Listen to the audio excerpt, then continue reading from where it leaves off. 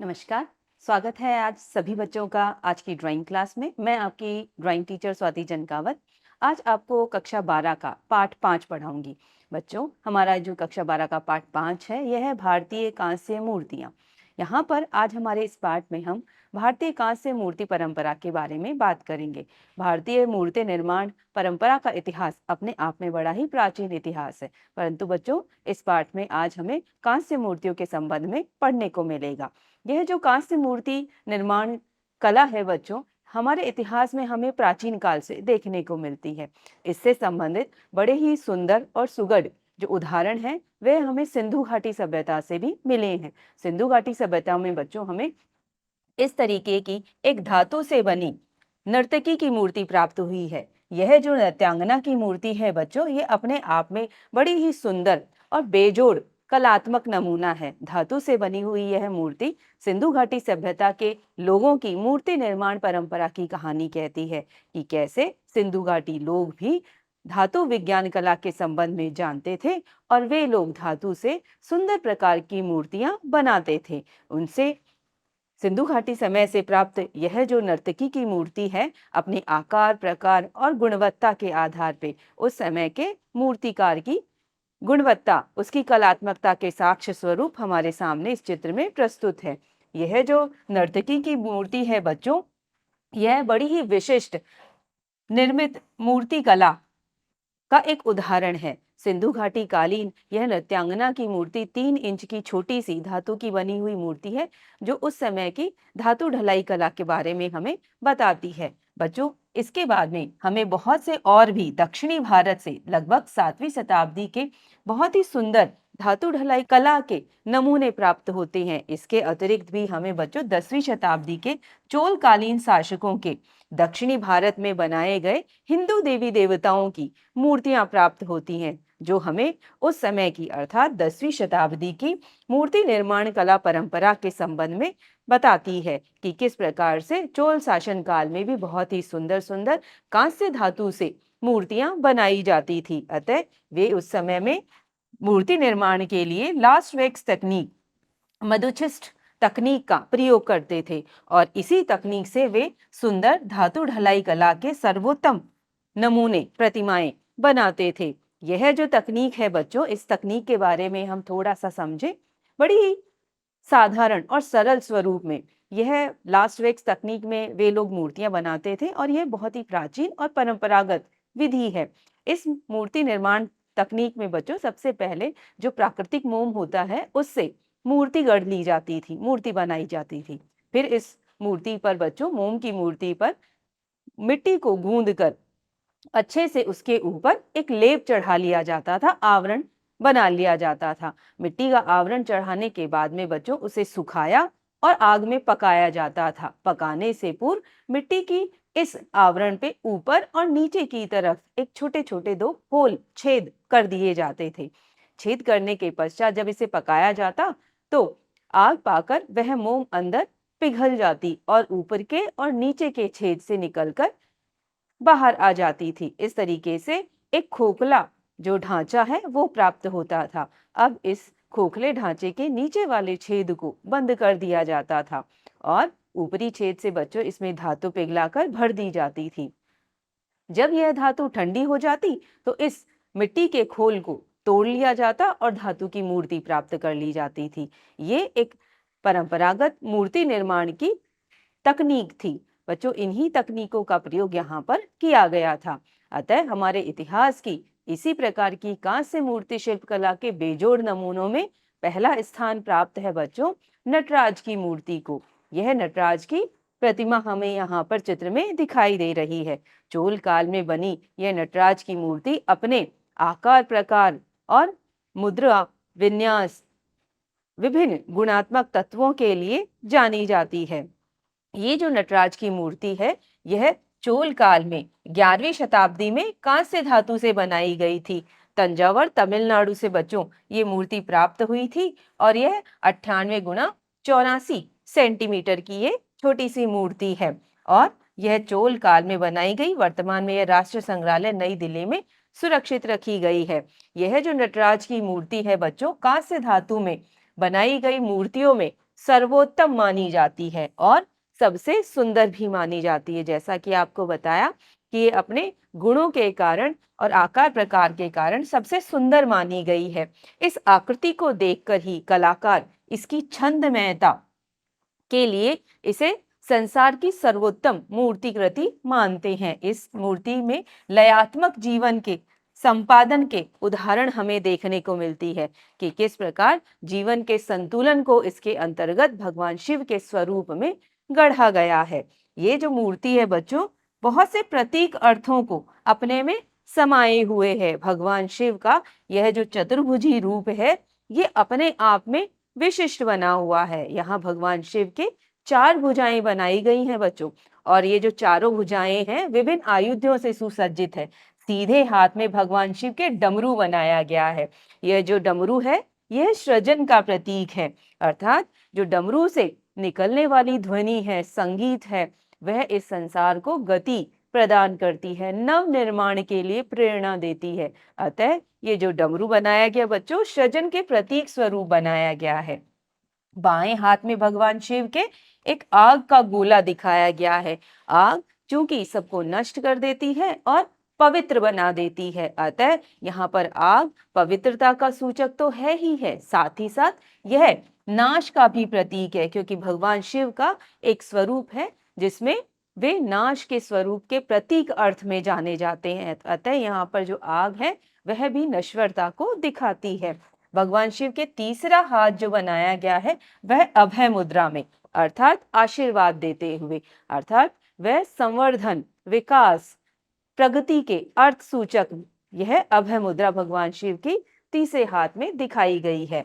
चौथा हाथ की जो उंगली है बच्चों, वह ऊपर उठे हुए पैर की ओर संकेत करती है, और इनका एक पैर जो कि हवा में उठा हुआ है और दूसरा पैर एक राक्षस को का दमन करते हुए दिखाया गया था।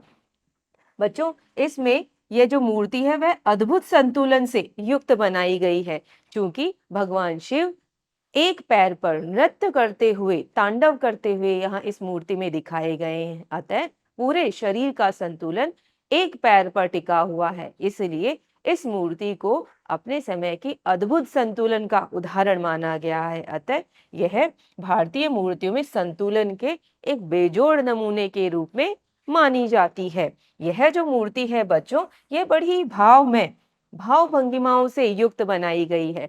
चेहरे के जो हाव भाव है वह तांडव करते हुए भगवान शिव के जो स्वरूप को बहुत ही सफलता से दिखा देते हैं।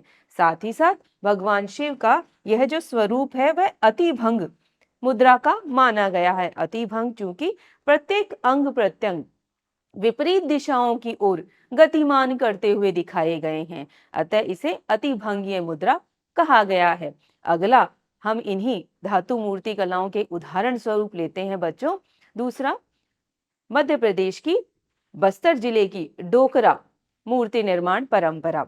यह जो डोकरा मूर्ति निर्माण परंपरा है बच्चों, एक प्रकार की लोक कला है, लेकिन इस लोक कला में भी बच्चों धातु से इस तरीके के मूर्तियां बनाई जाती हैं। परंपरागत रूप से तो बच्चों इनमें जो मूर्तियां बनाई जाती थी वे लोक देवी देवताओं की, उनकी जीवन से जुड़ी हुई घटनाओं, उनके स्वरूप इत्यादि की बनाई जाती थी, परंतु आज तो यह जो डोकरा कला है वह घर की साजो सज्जा के उद्देश्य से भी विषय वस्तुओं को अपने में समाहित किए हुए भी है। अतः यह धातु ढलाई कला का बड़ा ही प्राचीन और परंपरागत उदाहरण है। यह जो डोकरा कला है इसमें कांस्य धातु से मूर्तियां बनाई जाती हैं और ये पारंपरिक शैली में बनाई जाती हैं। बस्तर के आदिवासी लोगों द्वारा बच्चों ये डोकरा मूर्ति निर्माण परंपरा अपनाई गई है। यह जो डोकरा कला है बच्चों, यह कांस्य मूर्ति निर्माण परंपरा का मध्य प्रदेश के बस्तर के आदिवासियों की है, और ये उन आदिवासी लोगों के द्वारा ये मूर्तियां बनाई जाती हैं, और यह भी लास्ट वैक्स तकनीक के माध्यम से ही बनाई जाती हैं। ये जो लास्ट वैक्स तकनीक है बच्चों, यह केवल हमारे हिंदुस्तान की ही नहीं बल्कि हमें हमारे हिंदुस्तान से बाहर चीन, ग्रीक, मेसोपोटामिया जैसे जगहों पे भी देखने को मिलती है। वहां से भी हमें हमारी ये जो प्राचीनतम सभ्यताएं हैं, ये तीनों बहुत ही प्राचीन सभ्यताएं हैं बच्चों, सिंधु घाटी भी जिनमें से एक है।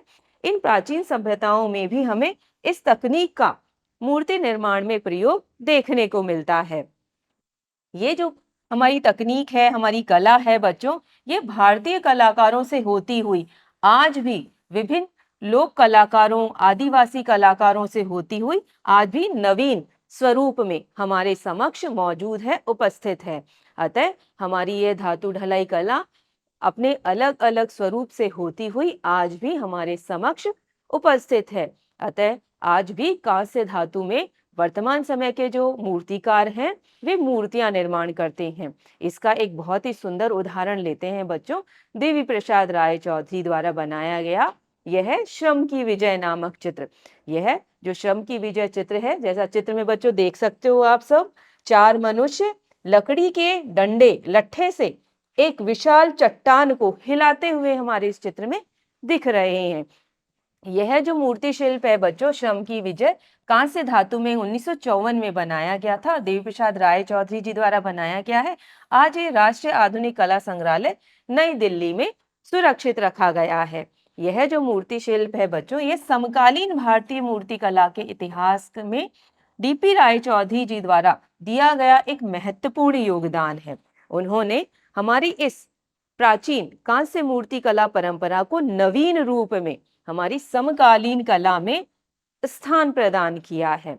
और यहाँ पर ये एक बेजोड़ धातु ढलाई कला का नमूना हमारे सामने प्रस्तुत किया है देवी प्रसाद राय चौधरी, जिनका शॉर्ट नेम है डीपी राय चौधरी जी।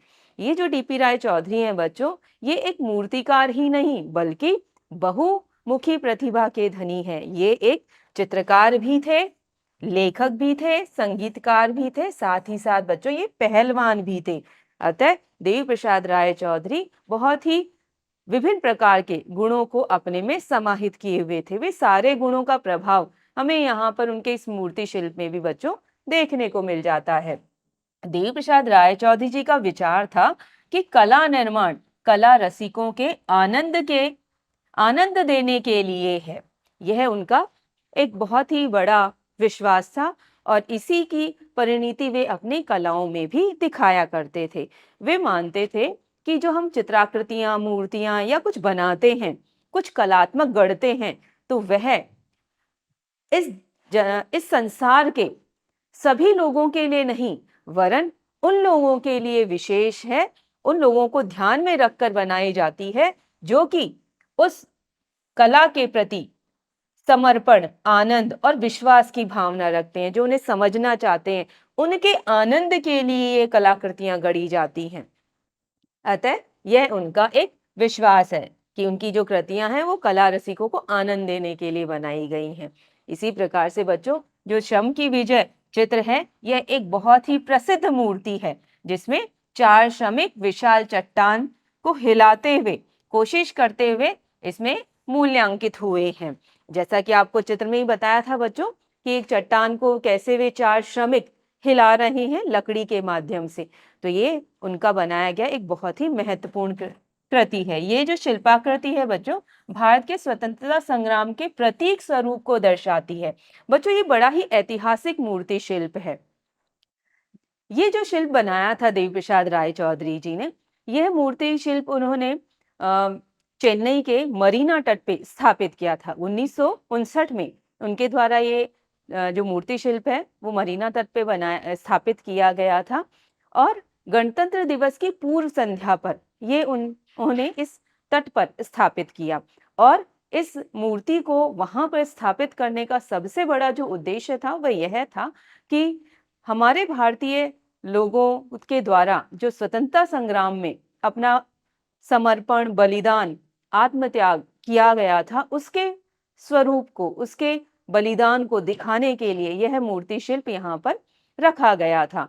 साथ ही साथ बच्चों यह स्वतंत्रता संग्राम में जो अथक प्रयास था लोगों का, जन सामान्य का, उसके प्रतीक रूप में यह मूर्ति शिल्प इनके द्वारा बनाया गया था। जैसा कि इनमें उन्होंने उस समय के बड़े ही सरल स्वरूप को दिखाया है कि कैसे आम जो मजदूर हैं, 4 मजदूर हैं, वे एक छोटी सी धोती पहने हुए अथक प्रयास कर रहे हैं एक चट्टान को हिलाने का, जो कि असमर्थ क्षमता उनकी दिखाई देती है कि वे उसको हिला नहीं सकते, परंतु वे उसे हिलाते हैं, जैसा कि भारतीय स्वतंत्रता सेनानियों ने किया। ब्रिटिश शासन को भारत से बाहर खदेड़ दिया। तो उनके जो बलिदान है बच्चों, वो यहाँ पर उन सामान्य 4 मजदूरों के उस अथक परिश्रम और त्याग को दिखाते हुए प्रतीक स्वरूप में बनाया गया था। तो इस प्रकार श्रम की विजय डीपी राय चौधरी जी का हमारे उन सभी स्वतंत्रता सेनानियों के एक बलिदान को दिखाता हुआ मूर्ति शिल्प बनाया गया था, जो अपने आप में उस समय का बड़ा ही सुंदर मूर्ति शिल्प कला का एक बेजोड़ नमूने के स्वरूप में, प्रतीक रूप में उपस्थित है। बच्चों, हमारा यह पाठ यहीं समाप्त होता है। हम अब अगले पाठ में मिलेंगे। तब तक के लिए धन्यवाद। नमस्कार।